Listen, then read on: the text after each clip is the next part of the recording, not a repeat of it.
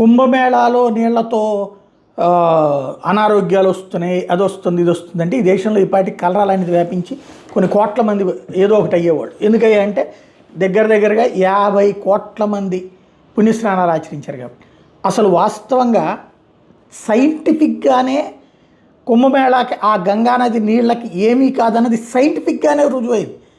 శాస్త్రం పక్కన పెడితే ఓవరాల్గా దీనికి సంబంధించి గంగాజలం తనంతట తనే స్వచ్ఛమైపోతుంది అంటే క్రిములు వాటంతటా అయ్యే చచ్చిపోతాయి. దానికి కారణం అందులో 1100 రకాల సూక్ష్మజీవులు ఉన్నాయి.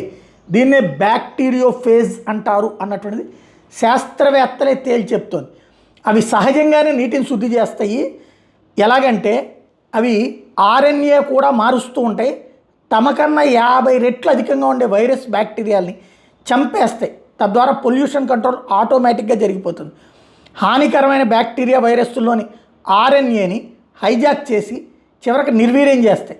ఇవి వేగంగా 300 రెట్లు పెరిగిపోతాయి. ఫ్రెండ్లీ బ్యాక్టీరియా జోలికి మాత్రం పోవు.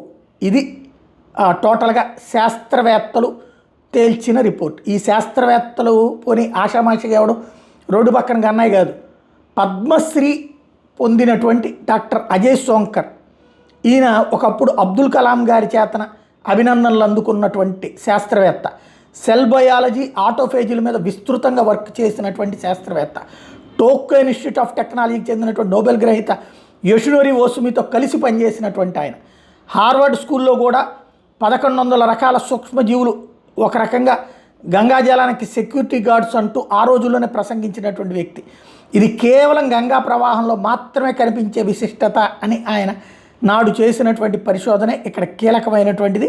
అంటే గంగానదికి స్వయంగా తనని తాను కాపాడుకునే లక్షణం ఉంది. అందుకనే కొంతమంది మిత్రులు ఈ నీళ్ళ గురించి చెప్తే ఒక మిత్రుడు ఎవరో పెట్టారు కుంభమేళాకి సంబంధించి, నేను నీళ్లు తెచ్చుకుని 10 రోజులు అయింది, అవి శుభ్రంగానే ఉన్నాయని.